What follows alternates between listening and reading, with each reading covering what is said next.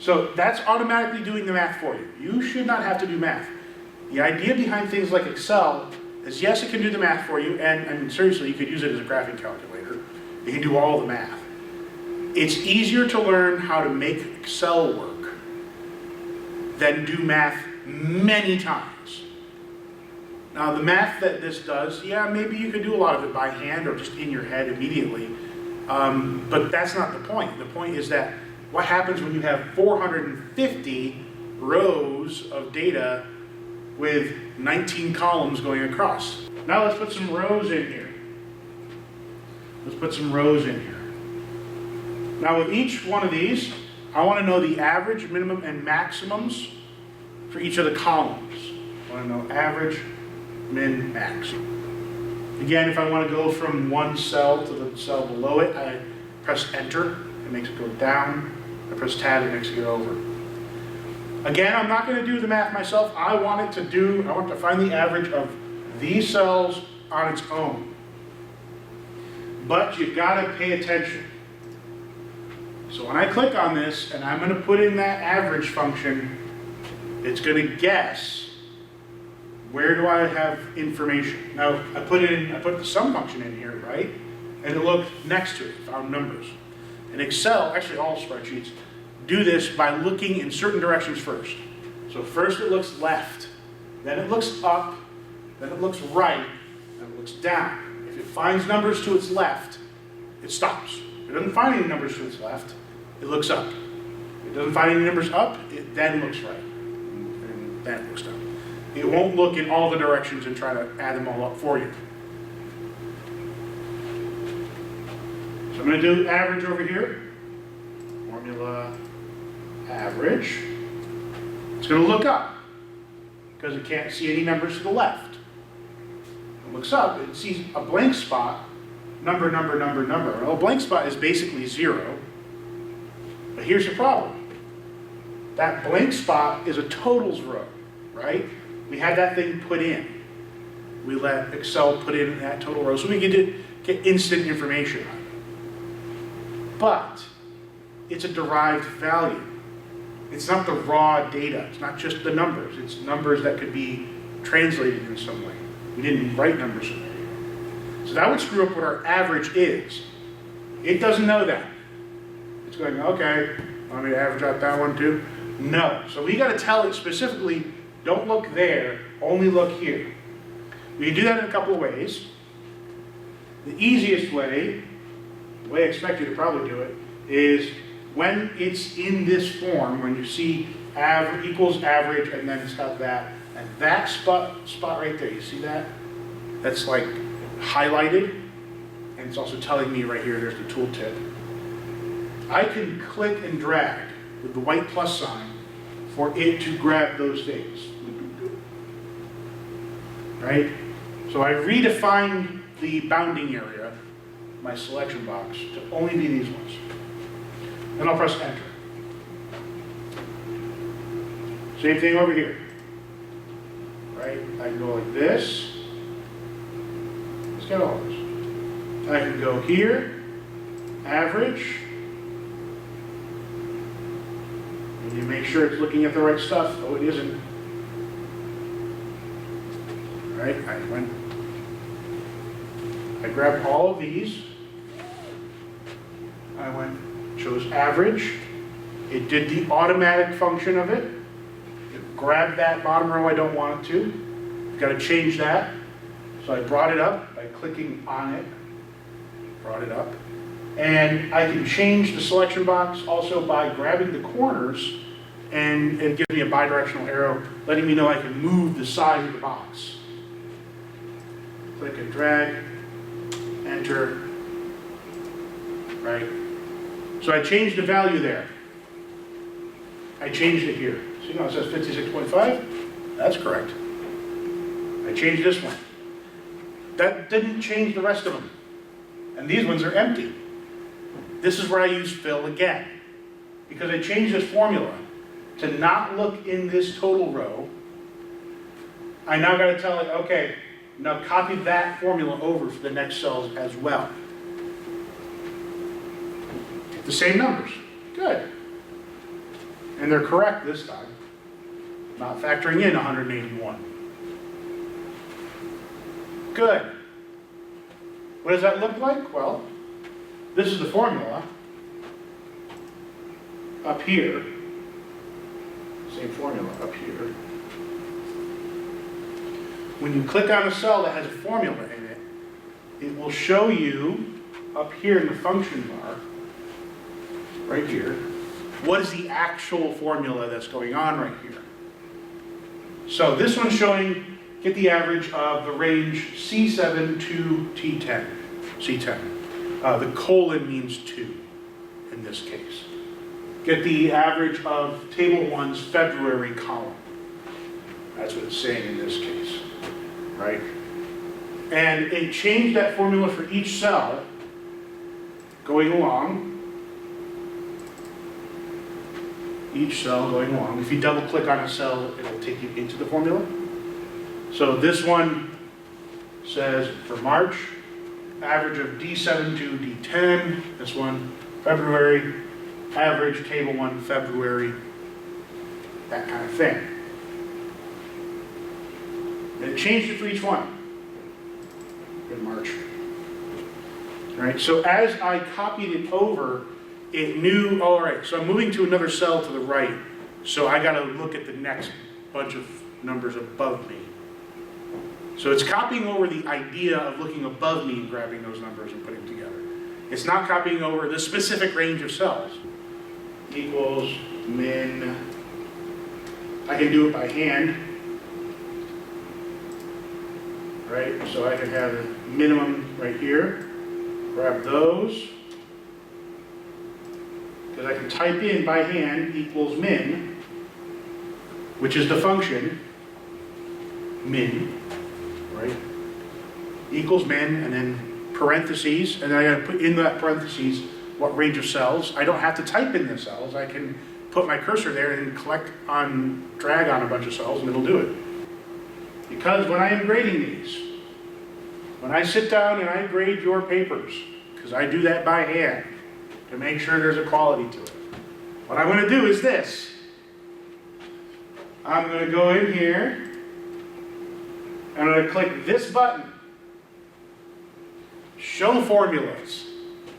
And I'm going to look at it, and I'm going to say, oh, does that say average? And then looking in the table in the right spot. Does that say max? Does it look in the table in the right spot? If it doesn't, I'm not giving you the point for that. Next. So Microsoft Excel is pretty cool because it has these instant math things, but then it just still gives you numbers. And you don't have an organ in your body that is the math organ, right? There's no... We really rely on visual inspection of stuff to be able to process data. A huge amount of your brain is dedicated to that. So we can actually help that out by formatting some of these cells to be instant charts, because that's what a chart or a graph does. It takes numbers and it turns them into pictures. Your brain is way better at dealing with pictures than numbers. So I'm going to grab this row right here. I'm going to grab those numbers right there. And I'm going to conditional format them with data bars. Do the same thing over here. Grab those, conditional format, data bars, and making this hot pink. Right? That instantly lets me see what's the highest number. I don't have to think about it. I don't have to read them even. I can go, oh, look at it. Well, that was the one that's most full, so that's it. Yeah. Data bars. Great way to visualize information. There are other forms of conditional formatting. I suggest you play with them. Really, play around with it. It helps you out. You need to be able to do these things fast sometimes. Additionally, I want to see you try and put in a formula of your own. Now, I have given lots of examples of those on my website. My Cortland website had a bunch of them listed. I know a bunch of them right here I can try out in front of you. I want to put in a formula that does something. So I'm going to put it, I can put it anywhere I want. That's one of the cool things with Excel is it's a map, it's a raster map. So it allows me to sort of select any old square I want to, and I can have it refer to other stuff. So there are things like, I can get to give me the date right now, equals now. This is a formula. It's a function. Equals, and then some formula. And this one now is saying to your computer, the spreadsheet that is currently going to say, hey computer, give me the time right now. And this formula takes no arguments. It doesn't take anything inside of the parentheses.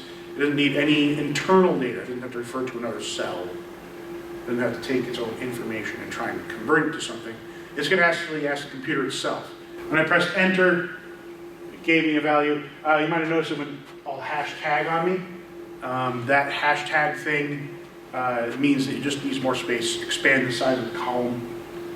And it says 9:07, which is not right at all.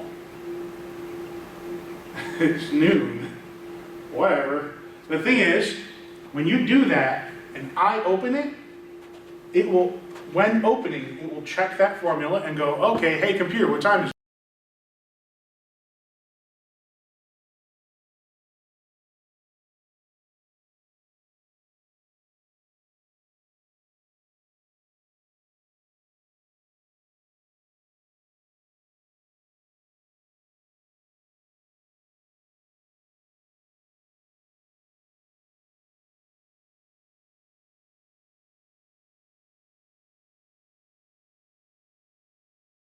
Yes or no. If it's bigger than this, give them this letter, otherwise another if statement. So I'm going to say if, start with equals, if this is greater than 200, then return the value A plus, otherwise fail. Right? So, if, logical test, something that it can test with math, those logical proofs. If, then, yes, not, or not yes, true, false. If this value is greater than 200, then do something. I can have it do another mathematical operand. It can add more numbers onto it or something. I could have it just return text. And I put that text inside of double quotations, A plus and fail. So if the logical test turns out true, if this cell that's next to the function has a value greater than 200, it will return the text A plus. Otherwise, it will go fail. Boom. A plus and fail. That's an if statement, right? So there's a lot of these functions up there in the formulas tab. Formula. Formulas. Right? I would suggest you go look at them. This is not sort of loading them up, but whatever. Take a look at those different formulas. They're super useful. They will do a lot of work for you. For me, obviously, I have it give me the letter grade based off of your number grade. Additionally, last thing, these are numbers. As I said, our brains aren't so good at dealing with numbers. So sometimes it helps to take these numbers and plot them on a graph. So I would like to know, hey, let's say my sales of April. I'd like to see them, right? I can do that as long as I select two things, two columns of equal size, or two rows of equal size too. So I'm going to start here, I'll go like this, and then I want to select the April column. Right, so I got this column, I'm starting with that pivot point, it's important. And I'm going down to Adidas. I'm going to select from April down to the sales of Adidas, but I don't want these ones in the middle. How can I do that? Because if I try to do it, all it does, like if I just try to click and drag, it does that. It forgets the first column. The way you do this is by holding down the control key, the Option key on a Mac, and I can select two non-contiguous parts. There we go. Okay. And it makes a chart. I can see right off the bat. What's doing good in April? Adidas are doing good in April. And when this chart is selected, you can see what bunches of data it's grabbing. It sees that. It also gives you the design and format tabs, the table tools, up at the top here. Now, on this project nowadays, I would like you to just add in a couple of the things like the axes, titles, and whatnot. And you can drop this right here. But generally, the better way I've always found was to move it onto its own sheet. So when I've got a chart selected, I can either right-click on the chart, or I click on the design tab up here, and there's a Move Chart button, and I can tell it to go onto its own new sheet. New sheet, April sales. Boom. And the reason why I like doing that is because it formats it perfectly to fit on one sheet of paper. So even now, a lot of times you'll find that like you'll do your homework and then your professor, your physics professor, your chemistry professor, your motor behavior professor, whatever, they want you to print this stuff out on paper. And you end up having to use the WIPA printer. This makes it formatted beautifully for one piece of paper by itself. Add in those things, of course. Axes titles, a chart title, data labels is nice, a legend is important. File, save as, a workbook. I'm going to browse to the desktop. I would call this Xander Jackson TT3, right? Do not put my name on your TechTools project. What are you, nuts? Save. See, there's that column chart. But on this one, it doesn't have the nice move chart onto its own page kind of thing. It makes it look pretty. So I'm going to leave it where it is. And I am going to turn on the chart functions though. Kill that. So we have all the things. Actually, no, it is a. You have the chart tools, axes title, shoes,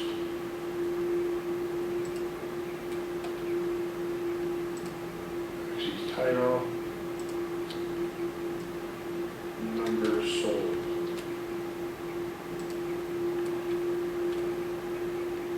I'm going to put those data labels on the outside end, because that's nice. It's got its legend down here. I need a chart title. Go chart. First.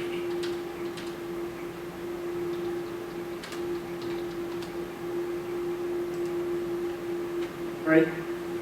Make it nice like that. I believe in your motor behavior lab, this is what you're going to end up doing, is you'll have a little tabulated data and then a chart right next to it. I've seen some people doing it, and it's what it looks like how you lay it out. So this is what I want to see for your work. TechTools number 3. Save this to your computer. File. Oh, sorry. That's not it. File. The other file. Save as. Download a copy. So the desktop app version automatically is going to save it to like your documents folder. You kind of know that already. But the web app version, you've got to specifically tell it to download a copy. Don't let it save into your SharePoint and then try and give me the link to the SharePoint. I swear it never works. It just either bottoms out or it tries to log me into my SharePoint, and the thing's not there obviously because it's my SharePoint, not yours. So it doesn't work out. Easier, download a copy, save it. I need to open up like that. Then you're done.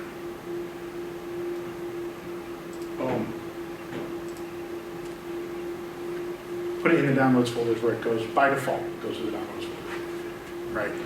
This you would then upload to the computer, to your website on your own page. Make sure you put your names on these things, because if you just leave it as Book 1 or TechTools3, well, if someone else in your group leaves it the same name as well, the website gets confused. I don't know which one you want to put up there. So you end up grabbing each other's work, and I open it up, and if it's not got your name on it, I'm not taking the work, obviously. It's not your work. That's how you do TechTools number 3. That was the easy version of it, laid out for this semester. Thank you very much for joining me.